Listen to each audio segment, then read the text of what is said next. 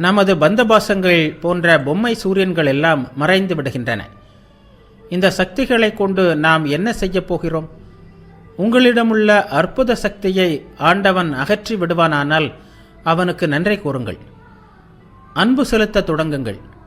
இந்த அற்புத சக்திகள் எல்லாம் போகட்டும். எனக்கும் ஆண்டவனுக்கும் இடையே அன்பு தவிர வேறு எதுவும் இருக்கக்கூடாது. இருக்கின்ற ஒரே அன்பு கடவுள்தான், வேறெதுவும் இல்லை. ஆரம்பத்தில் அன்பு, இடையில் அன்பு, கடைசியில் அன்பை. இறைவனை நேசிப்பது பற்றி ஓர் அரசி தெருக்களில் உபதேசித்து வந்ததாக கதை ஒன்று உண்டு. ஆத்திரமடைந்த அவளது கணவன் அவளுக்கு பெரும் தொல்லை தந்தான். அவள் நாடு முழுவதும் இங்குமங்குமாக விரட்டப்பட்டாள். தன் அன்பை விவரித்து அவள் பாடல்களை பாடுவாள்.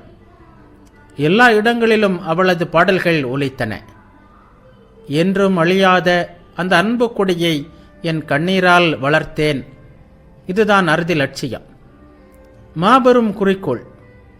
வேறு என்ன இருக்கிறது? மக்கள் எதையோ விரும்புகிறார்கள். தனக்கு வேண்டும், இன்னும் வேண்டும் என்றே எல்லோரும் நினைக்கின்றனர். அதனால்தான் சிலரே பக்தியை புரிந்து கொள்கின்றனர், பக்தியில் ஈடுபடுகின்றனர். அவர்களை வெளிப்படைய செய்யுங்கள். அவர்களுக்கு பக்தியின் பெருமையை எடுத்து கூறுங்கள். மேலும் உதவி அவர்களுக்கு கிடைக்கும். அன்பு நிரந்தரமானது, முடிவற்ற தியாகம். அது எல்லாவற்றையும் நீங்கள் விட்டுவிட நேரும். அன்பை நீங்கள் அறிந்தீர்களானால் உங்களுக்கு வேறு எதுவும் எப்போதும் தேவைப்படாது. எம்பெருமானே, நீ என்றென்றும் என் அன்பனாக இரு. பக்திக்கு இதுவே தேவை. என் அன்பே, உனது அதரங்களால் ஒரு முத்தம் போதும். உன் முத்தம் பெற்றவர்களின் துயரங்கள் அனைத்தும் பறந்து விடுகின்றன. ஒருமுறை உனது முத்தம் கிடைத்தால் மனிதன் இன்பக் கடலில் ஆழ்ந்து விடுகிறான். மற்ற எதன் மீதும் அவன் ஆசைப்படுவதில்லை. அவன் உன்னை மட்டுமே துதிக்கிறான், உன்னை மட்டுமே காண்கிறான். மனித அன்பில் கூட தெய்வீக அம்சங்கள் தென்படவே செய்கின்றன. ஆழ்ந்த அன்பின் முதற்கணத்தில் உலகமே உங்கள் இதயத்துடன் ஏந்திருப்பதாக தோன்றுகிறது. பிரபஞ்சத்தில் உள்ள ஒவ்வொரு பறவையும் உங்கள் அன்பையே பாடுகின்றன. பூக்கள் மலர்வது உங்களுக்காக. எல்லையற்ற நிரந்தரமான அன்பிலிருந்துதான் மனித அன்பு வருகிறது. இறைவனுடைய அன்பன் ஏன் பயப்பட வேண்டும்? திருடர் பயம், துன்பத்தைக் கண்டு பயம், ஏன் இந்த வாழ்க்கையை குறித்துதான் ஏன் பயப்பட வேண்டும்? பக்தன் கொடிய நரகத்தில் வாழ நேரலாம். ஆனால் அது நரகமாக இருக்குமா? சொர்க்கம், நரகம் போன்ற எண்ணங்களை எல்லாம் விட்டுவிட்டு உயர்ந்த அன்பை பெற வேண்டும். இந்த அன்பு வேண்டும் என்று பித்து பிடித்து அலைபவர் நூற்றுக்கணக்கானோர் இருக்கின்றனர். அந்த பைத்தியத்தின் முன்பு இறைவனை தவிர மற்ற எல்லாம் மறைந்து விடுகின்றன. இறுதியில் அன்பு செய்பவர், அன்பு செய்யப்படுபவன் எல்லாம் ஒன்றாகி விடுகின்றன. அதுதான் லட்சியம். ஆன்மாவிற்கும் மனிதனுக்கும், இறைவனுக்கும் ஆன்மாவிற்கும் இடையே ஏன் வேறுபாடு இருக்க வேண்டும்? பக்தியின் இந்த இன்பத்தை அனுபவிப்பதற்காகத்தான் இறைவன் தன்னையே நேசிக்க விரும்பினான். அதற்காக தன்னையே பல பகுதிகளாக பிரித்து கொண்டான். இதுதான் படைப்பின் முழு ரகசியம் என்கிறான் பக்தன். நாமெல்லாம் ஒன்றே, நானும் எனது தந்தையும் ஒன்றே. நான் இப்போது வேறுபட்டிருப்பது இறைவனை நேசிப்பதற்காகவே. எது நல்லது? சர்க்கரையாக ஆவதா, சர்க்கரையை சுவைப்பதா? சர்க்கரையாக மாறுவதா? அது என்ன வேடிக்கை! சர்க்கரையை சாப்பிட வேண்டும். அதுதான் அன்பின் எல்லையற்ற இன்பம். கடவுளை நமது தந்தையாக, தாயாக, நண்பனாக, குழந்தையாக நேசிக்கலாம். நம்மிடமுள்ள பக்தி உணர்ச்சியை வளர்ப்பதற்காக இத்தனை பிரிவுகளும் வகுக்கப்பட்டுள்ளன. ஆண்டவன் மீது நெருங்கிய அன்பும் உணர்வும் கொள்ள செய்யவே இத்தனை பாதைகளும். ஆணிற்கும் பெண்ணிற்கும் இடையே உள்ள காதல் உணர்வுதான் மிகவும் தீவிரமானது. அத்தகைய உணர்வுடன் இறைவனை நேசிக்க வேண்டும். பெண் தன் தந்தையை நேசிக்கிறாள், தாயை நேசிக்கிறாள், குழந்தையை நேசிக்கிறாள். ஆனால் தந்தை, தாய், குழந்தையாகட்டும் அல்லது தோழியாகட்டும், அவர்களிடம் அவள் தன்னை முழுமையாக வெளிப்படுத்த முடியாது. ஒரே ஒருவனிடம்தான் அவள் எதையும் மறைப்பதில்லை.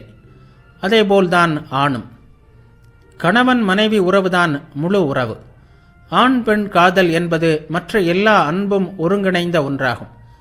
தந்தை, தோழி, குழந்தை எல்லோரும் ஒரு பெண்ணுக்கு அவளது கணவனில் உள்ளனர். அதுபோல் தாய், மகள், மற்றவர் எல்லோரும் ஓர் ஆணுக்கு அவனது மனைவியில் உள்ளனர். இந்த ஆண் பெண் நேசமான முழுமை காதல் இருக்கிறதே, அதை போன்ற அன்பை இறைவன் மீது செலுத்த வேண்டும். இரத்த சம்பந்தமில்லாத ஓர் ஆண் மகனிடம் இதயத்தை திறந்து பயமின்றி வெட்கமின்றி எல்லாவற்றையும் ஒரு பெண் கூறுகிறாளே, இதில் மறைவு என்பதே இல்லை. தன் நெஞ்சம் மறைவதையெல்லாம் எப்படி மறைக்க முடியாதோ அப்படியே காதலனிடம் அவள் எதையும் மறைக்க மாட்டாள். அத்தகைய அன்பை இறைவன் மீது செலுத்த வேண்டும். இவற்றை புரிந்து கொள்வது கடினம். நாளடைவில் புரிந்து கொள்வீர்கள். அப்போது பால் வேறுபாட்டு கருத்துக்கள் எல்லாம் மறைந்துவிடும். ஆற்றங்கரை மணலில் கோடை காலத்தில் விழும் ஒரு துளி நீர் எவ்வளவு விரைவில் மறையுமோ அது போன்றவையே இந்த வாழ்க்கையும் இதில் உள்ள உறவுகளும். இறைவன்தான் படைத்தவர் என்பது போன்ற கருத்துக்கள் எல்லாம் குழந்தைகளுக்குத்தான் தகுதியானவை. அவன் என் காதலன், என் வாழ்க்கையே அவன்தான் என்ற இதயம் ஏங்க வேண்டும். எனக்கு ஒரு நம்பிக்கை உள்ளது. உன்னை உலகின் பிரபு என்று அழைக்கிறார்கள்.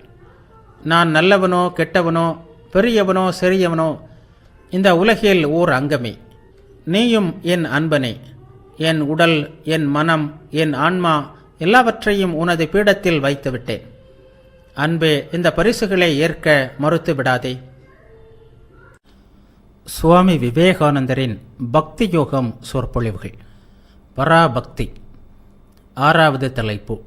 உண்மையான பக்தனுக்கு உயர் ஞானமும் உயர் பக்தியும் ஒன்றே. உயர் ஞானத்தையும் தாழ்ந்த ஞானத்தையும் உபநிடதங்கள் வேறுபடுத்தி காட்டுகின்றன. ஒரு பக்தனை பொறுத்தவரையில் உயர் ஞானத்திற்கும் உயர் பக்தி அதாவது பராபக்திக்கும் எந்த வேற்றுமையும் இல்லை. முண்டக உபநிடதம் பின்வருமாறு கூறுகிறது: நாம் அறியத்தகுந்த ஞானம் இரு வகைப்படும் என்ற பிரம்மஞானிகள் கூறுகிறார்கள். அவை பரஞானம், அபரஞானம் என்பன. அபரஞானம் அல்லது தாழ்ந்த ஞானம் என்பது ரிக், யஜூர், சாமம், அதர்வணம் என்ற வேதங்கள் மற்றும் சிக்ஷை, கல்பம் மற்றும் வியாக்கரணம், நிருக்தம், ஜோதிடம், சந்தஸ் என்ற வேத அங்கங்கள் 6ம் சேர்ந்தது. பரஞானம் என்பதோ மாறாத பரம்பொருளை பற்றிய ஞானம். இதிலிருந்து பரஞானம் என்றால் பிரம்மஞானம் என்பது தெளிவாகிறது. பராபக்தியை தேவி பாகவதம் பின்வருமாறு விளக்குகிறது: ஒரு பாத்திரத்திலிருந்து இன்னொரு பாத்திரத்திற்கு ஊற்றப்படும் எண்ணெயின் தடைபடாத ஒழுக்கு போல் மனம் இடைவிடாது இறைவனை நினைப்பதே பராபக்தி. இதுபோன்று தடங்கலற்றதும் சலனமற்றதுமான மனத்தையும் இதயத்தையும் பிரிக்க முடியாத அன்புடன் இறைவனிடம் செலுத்துவது உண்மையிலேயே மனிதன் இறைவனிடம் கொண்டுள்ள மிக உயர்ந்த அன்பின் வெளிப்பாடு ஆகும். பக்தியின் பிற நிலைகள் அனைத்தும் இந்த பராபக்தியை அடைவதற்கு உதவுகின்ற பயிற்சிகளே. இந்த பராபக்தி ராகானுகம், அதாவது ராகபக்திக்கு பிறகு வரும் பற்றுடன் கூடிய பக்தி எனப்படுகிறது. பராபக்தி பக்தனிடம் உதயமானால் அவனது உள்ளம் இடைவிடாமல் இறைவனையே சிந்தித்தபடி இருக்கும். வேறு எதையும் சிந்திக்காது. இறைவனை தவிர வேறு சிந்தனைகளுக்கு அவனது மனதில் இடம் இருக்காது. அவனது ஆன்மா சிறிதும் களங்கமற்ற பரிசுத்தமாக இருக்கும். பராபக்தி ஒன்றே அவனது மனத்தையும் உடலையும் பற்றியிருக்கின்ற எல்லா தலைகளையும் அறுத்தெறிந்து விடுதலை அளிக்கிறது. அவன் மட்டுமே இறைவனை தன் உள்ளத்தில் இருத்தி வழிபட முடியும். அவனுக்கே உருவங்கள், சின்னங்கள், சாஸ்திரங்கள், கொள்கைகள், நூல்கள் இவற்றால் எந்த பலனும் இல்லை. அவற்றின் தேவையும் அவனுக்கு இல்லை. இந்த முறையில் இறைவனை நேசிப்பதும் அவ்வளவு எளிதல்ல. தனது அன்புக்கு பிரதியாக ஒன்று கிடைக்கின்ற இடத்தில்தான் பொதுவாக மனித அன்பு தழைக்கிறது. தனது அன்பிற்கு பிரதியாக அன்பு கிடைக்காத போது அங்கே வெறுப்பும் அலட்சியமும் தான் ஏற்படுகின்றன. இது இயற்கைதான். ஆனால் அபூர்வமாக எங்கோ ஓரிரு இடங்களில் இதற்கு மாறாக அன்புக்கு பிரதியாக அன்பு கிடைக்காத போது கூட ஒருவன் அன்பு காட்டுவதை காணலாம். விட்டில் பூச்சி நெருப்பிடம் கொள்ளும் அன்பை இதற்கு உதாரணமாக கூறலாம். அது நெருப்பை நேசித்து நெருங்குகிறது, வீழ்ந்து சாகிறது. இப்படி நெருப்பை நேசித்து அழிவது அந்த பூச்சியின் இயல்பிலேயே உள்ளது. அன்பின் இயல்பே அன்பு செய்வது. அதனால் அன்பு செய்கிறேன் என்ற நிலை உலகில் நாம் காணக்கூடிய சுயநலமற்ற உயர்ந்த அன்பிற்கு ஒரு நல்ல மறுக்க முடியாத எடுத்துக்காட்டாகும். ஆன்மீக வாழ்வில் இத்தகைய அன்பு செயல்படும் போது அது சாதகனை நிச்சயமாக பராபக்தியை நோக்கி அழைத்து செல்கிறது.